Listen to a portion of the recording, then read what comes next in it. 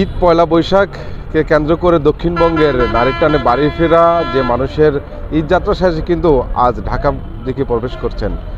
সার্বিক চিত্র যদি পদ্মা সেতুর যে টোল প্লাজা, সে টোল প্লাজারে যদি সার্বিক চিত্র বলি, যে আমরা কথা বলেছিলাম যাত্রীদের সাথে, তারা যেমনটি বলছেন যেহেতু যানজট নির্বিশেষে কিন্তু ঢাকা প্রবেশ করতে যাচ্ছেন আর কি, পারছেন, কোনো যানজট নেই বললেই চলে। অন্যদিকে যদি ঈদের যে যাত্রা, সে যাত্রার যদি সার্বিক চিত্র বলি, ঈদকে কেন্দ্র করে, পয়লা বৈশাখকে কেন্দ্র করে কিন্তু ঢাকা থেকেই ছেড়ে গেছেন নারী টানে বাড়ি ফেরা দক্ষিণবঙ্গের 21 জেলার যে যাত্রী, তারা পরিবার পরিজন নিয়ে ঈদ করে আনন্দ উপভোগ করে আবার কিন্তু তারা ঢাকা প্রবেশ করছেন। যেহেতু গতকালকে সরকারি ছুটি শেষ হয়েছে, অফিস আদালত কিছুটা করলেও আজ থেকে আবার অফিস আদালত পুরোদমে চালু হবে, সেই হিসাবে কিন্তু অনেকে কিন্তু ঢাকা প্রবেশ করছে।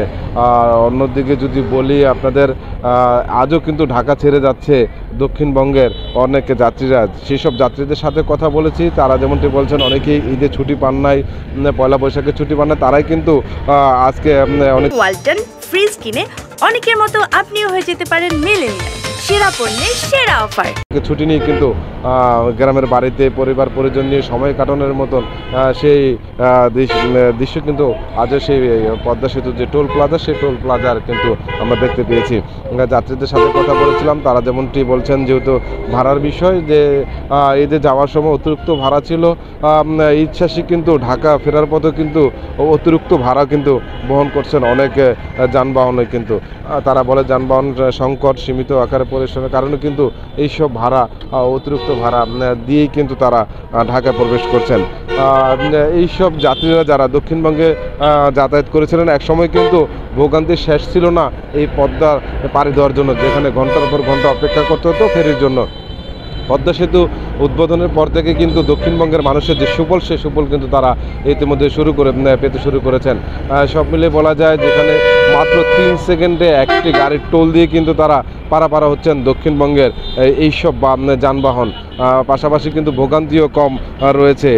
সব মিলিয়ে বলা যায় ঈদ পয়লা বৈশাখ ছুটি শেষে কিন্তু আজও কর্মস্থলে ফিরছেন মানুষ, সাধারণ মানুষ প্রিয়জন পরিজনের সাথে ঈদ করে তারা কর্মস্থলে ফিরছে। অন্যদিকে যদি বলে যে অনেকে কিন্তু ঢাকা ছেড়ে কর্মস্থলে যাচ্ছেন, কিন্তু দক্ষিণবঙ্গের যে সাধারণ মানুষ আছে তারাও কিন্তু পরিবার পরিজনের সময় কাটানোর জন্য।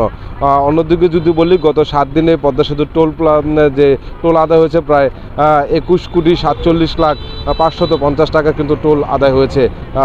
বলা যায় একটি মাইল ফলক টোল প্লাজার এই পদ্মা সেতু দিয়ে যানবাহনও কিন্তু চাপ নেই বললে চলা হয়, যানবাহনের চাপ নেই বললে চলে। অন্যদিকে যদি ঢাকার দিকে যে প্রবেশ পথ, সেই প্রবেশ পথে কিন্তু নিরবিচ্ছিন্নভাবে তারা গন্তব্যে যাচ্ছেন।